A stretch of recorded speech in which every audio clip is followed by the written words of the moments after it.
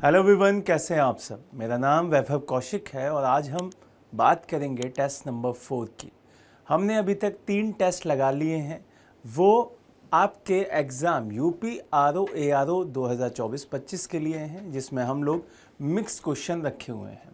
चलिए अब लेट ना करते हुए बिल्कुल भी स्टार्ट करते हैं आज का पेपर। और पहला क्वेश्चन है आपका, निम्नलिखित में से कौन सा महात्मा गांधी जो राष्ट्रीय रोजगार योजना है उससे संबंधित है।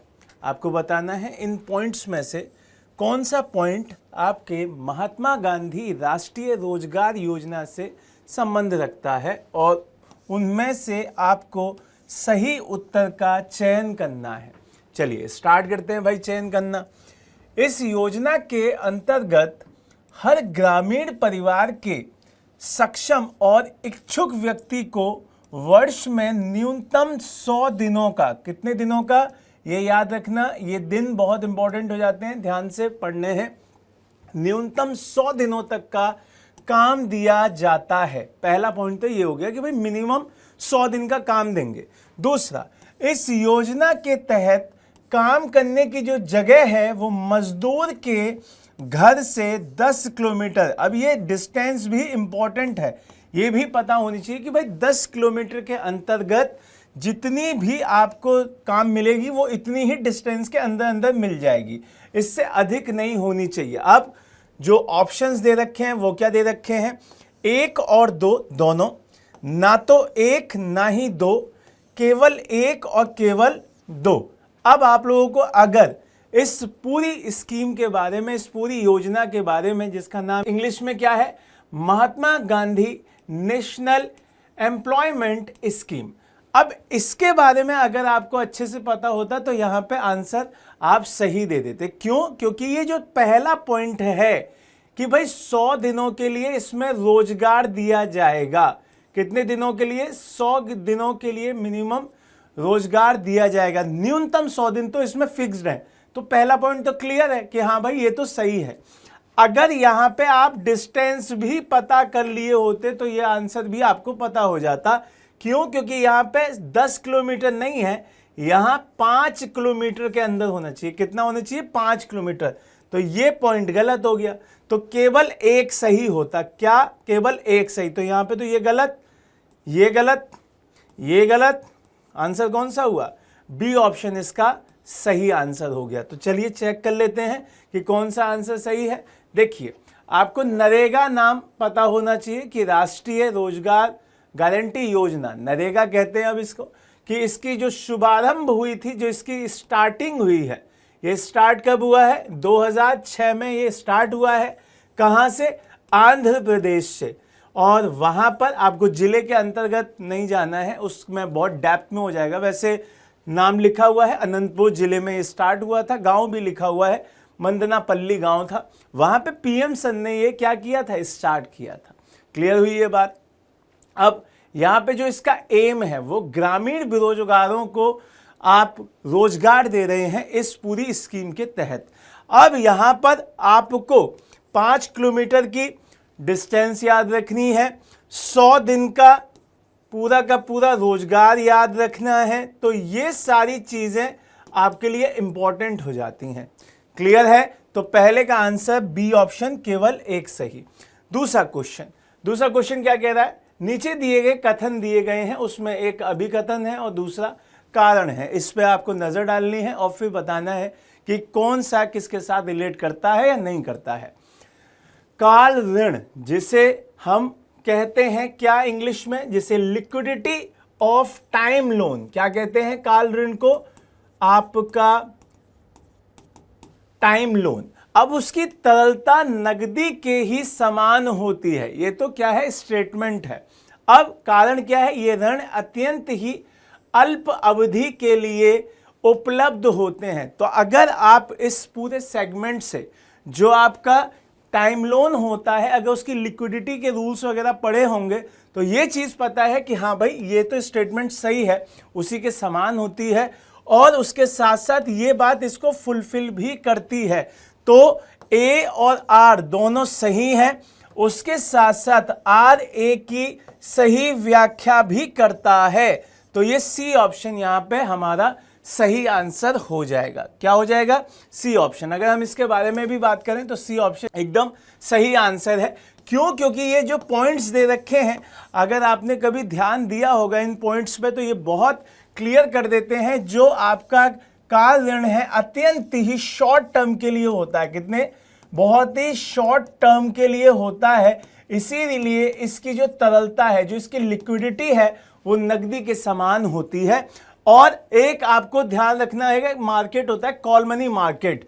वहां पे कॉल मनी मार्केट अत्यंत ही शॉर्ट टाइम वाले जो फंड्स होते हैं उनका बाजार होता है, जिसमें बिना किसी प्रत्याभूति, जो आपकी प्रत्याभूति होती है उसमें बिना किसी प्रत्याभूति के फंड का उधार लेना और देना होता है। क्लियर है? तो कॉल मनी मार्केट आप समझ गए होंगे, वहां पे किसी भी प्रत्याभूति की जरूरत नहीं होती है। उसके बाद यहां उधार लेने या देने की क्रिया अत्यंत शॉर्ट टर्म के लिए होती है। इसकी अवधि 1 दिन से लेके 14 दिन। ये इंपॉर्टेंट पॉइंट है कि भाई वो टाइम पीरियड कितना होता है, वो होता है मिनिमम 1 दिन और मैक्सिमम 14 दिन। ठीक है? इस बाजार में उधार लेने वाले अथवा देने वालों की मांग ऋणों का भुगतान देय होती है।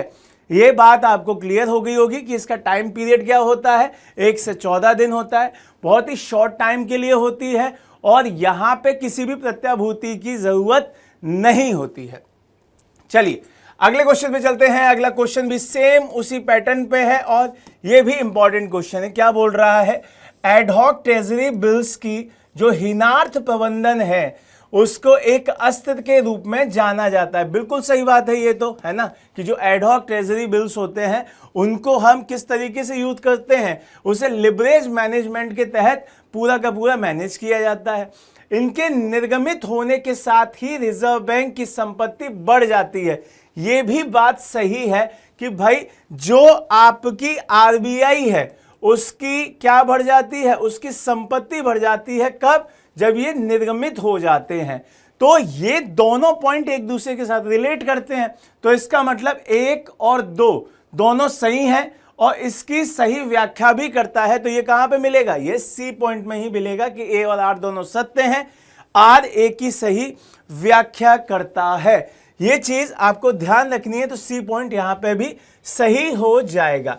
क्लियर है ये बात? तो यहां से आपको ये चीजें बहुत अच्छे से समझनी होंगी कि जो एडहॉक ट्रेजरी बिल है उसे भारत की शुरुआत कब हुई थी? 1955 में हुई थी।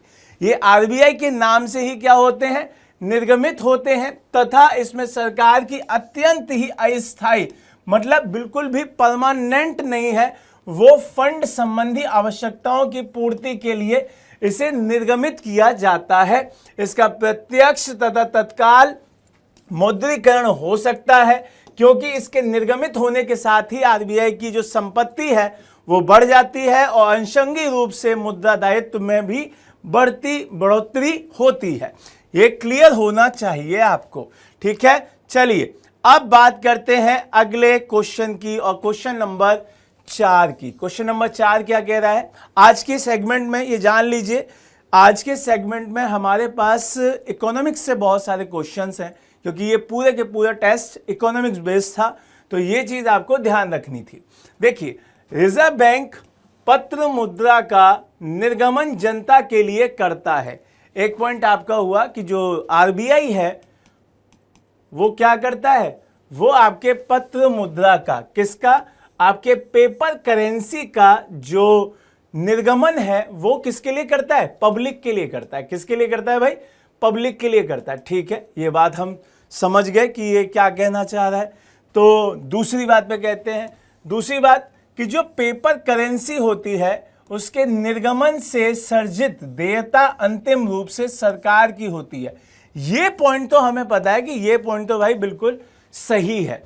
पहले वाले पे हमें संशय है। क्यों? क्योंकि ये गलत पॉइंट है। तो यहां पे केवल 2 कहां पे है? केवल 2 आपके डी ऑप्शन में। अब ये मैं क्यों कह रहा हूं उसको समझ लेते हैं कि भाई पहला वाला पॉइंट क्यों गलत है। देखो यहां पे आंसर भी डी दे रखा है। RBI जो आपकी रिजर्व बैंक है, जो भी पत्र पेपर करेंसी का निर्गमन करता है वो सरकार के लिए करता है। किसके लिए करता है? गवर्नमेंट के लिए करता है। इसीलिए पत्र मुद्रा जो आपकी पेपर करेंसी है, उसके निर्गमन से सृजित देयता अंतिम रूप से किसकी हुई? सरकार की हुई। भले ही चाहे उसका भुगतान का वादा किसने किया हो? आरबीआई ने किया हो। तो यहां पर क्या लिखा हुआ था? आरबीआई का पत्र मुद्रा का निर्गमन जनता के लिए करता है। नहीं करता भाई जनता के लिए, वो किसके लिए करता है? वो शुरू इस पूरे सेगमेंट में किसके लिए करता है भाई? वो करता है आपके सरकार के लिए। किसके लिए? गवर्नमेंट के लिए करता है, ना कि जनता के लिए। क्लियर है ये बात? दूसरा, अधिकांश आरबीआई जो नोट निर्गमित करते हैं वो मॉनेटरी अथॉरिटी ऑफ सिंगापुर उन केंद्रीय बैंकों में से एक हैं जो नोट निर्गमित नहीं करते हैं। ठीक है, तो ये एक अलग पॉइंट है, इसको आप अलग तरीके से समझ सकते हैं, ऐड ऑन कर सकते हैं। लेकिन जो हमारा पहला वाला पॉइंट था वो हमारे क्वेश्चन के साथ रिलेट कर रहा था, इसीलिए यहां पे जनता गलत हो जाएगा, यहां सरकार होना चाहिए था। क्या होना चाहिए था? यहां सरकार होना चाहिए था, गवर्नमेंट होना चाहिए था। तो केवल 2 सही। अगले क्वेश्चन पे चलते हैं। अगला क्वेश्चन है आपका 5वें नंबर का क्वेश्चन। फोकस करेंगे। क्वेश्चन क्या कह रहा है? बैंकों की जो शोध क्षमता होती है उसको बनाए रखने के लिए आरबीआई के द्वारा कौन से उपाय किए जाते हैं? बहुत अच्छा क्वेश्चन है, बहुत इंपॉर्टेंट क्वेश्चन है। Which measures are taken by the reserve bank to maintain the solvency of banks? जो आपकी जो बैंक हैं उनकी सॉल्वेंसी बनाए रखने के लिए आरबीआई को क्या क्या स्टेप उठाने पड़ते हैं, क्या क्या उपाय करने होते हैं? आपको कूट का प्रयोग करके सही उत्तर का चुनाव करना है।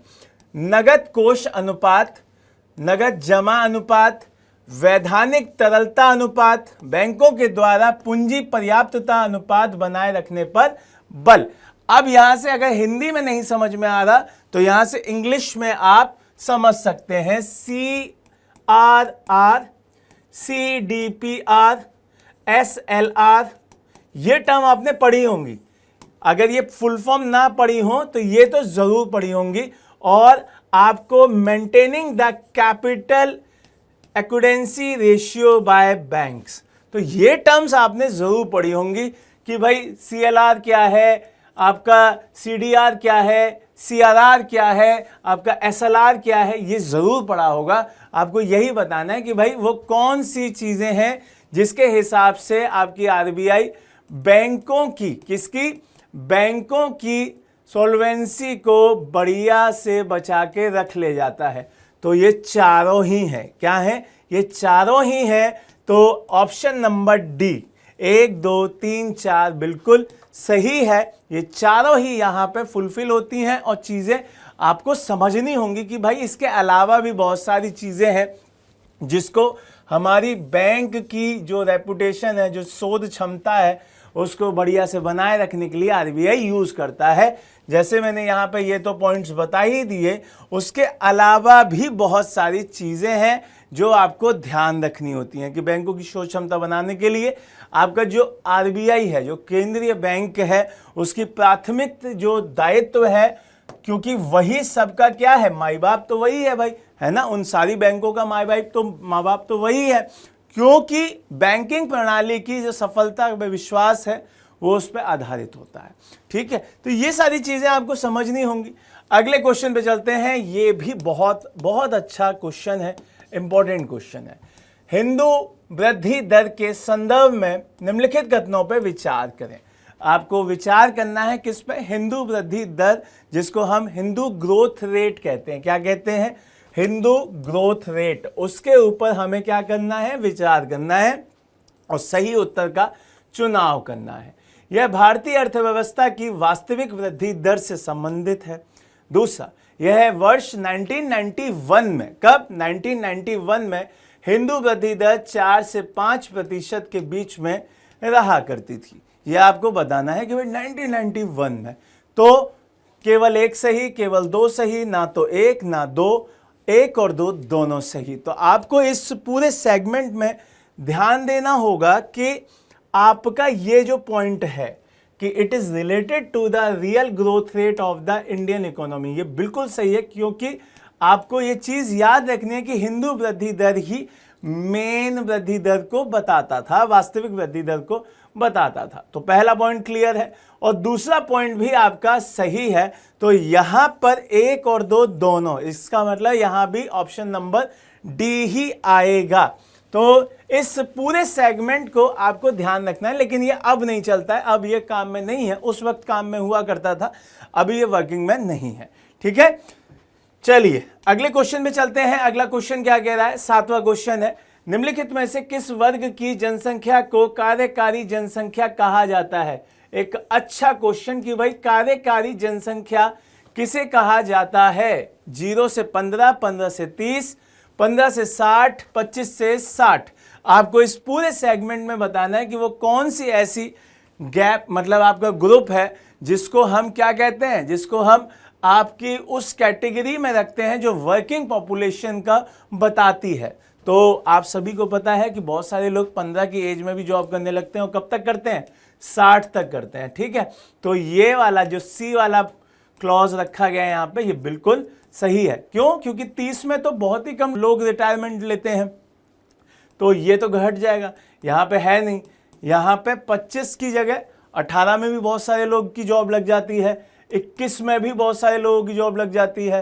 तो जब जॉब का क्राइटेरिया ही वही है कि 18 भी वहाँ पे दी गई है, समझ रहे हैं, जो MTS वगैरह के पेपर्स होते हैं, जो छोटे मतलब ग्रुप सी की बहुत लोअर पोस्ट होती हैं, वहाँ पे तो सीधे सीधे 18 मानी गई है। कुछ NDA में तो 16 साल के ही बच्चे चले जाते हैं, तो ये भी तो जॉब ही है ना। तो यहाँ पे 15 से 60 क्लियर है ये चीज़, तो सी ऑप्शन यहाँ पे एकदम सही होगा।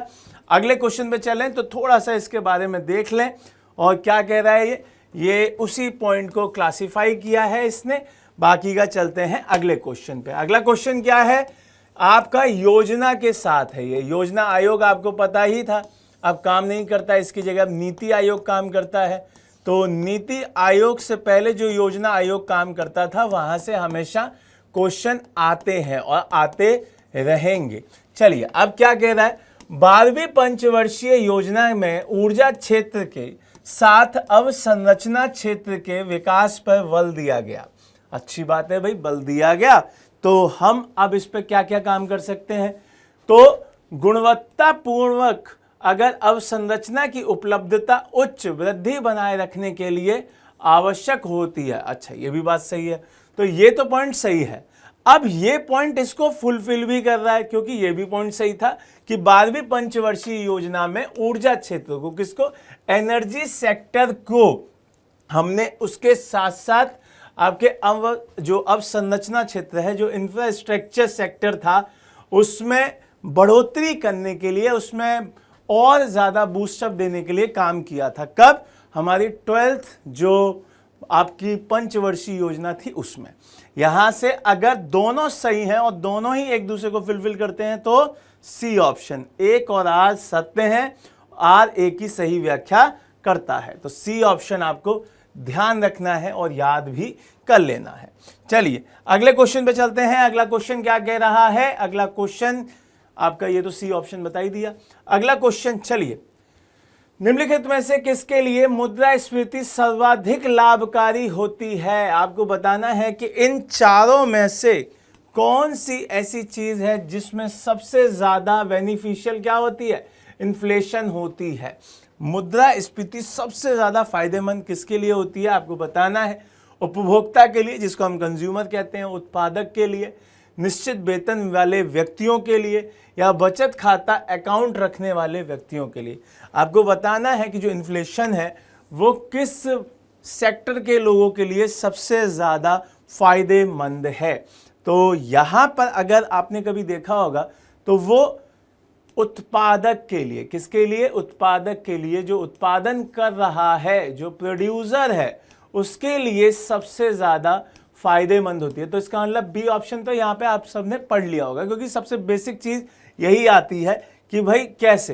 तो ये चीज़ उत्पादक के लिए तो सबसे इंपॉर्टेंट है। अब इसमें आपको अगर समझना होगा कि जो मुद्रास्फीति के प्रभाव हैं, जो आपको इफेक्ट देखने मिलेंगे, वो क्या है, वो उपभोक्ता पर प्रभाव कम शक्ति में कमी के कारण उपभोक्ता को हानि होती है। क्या होती है?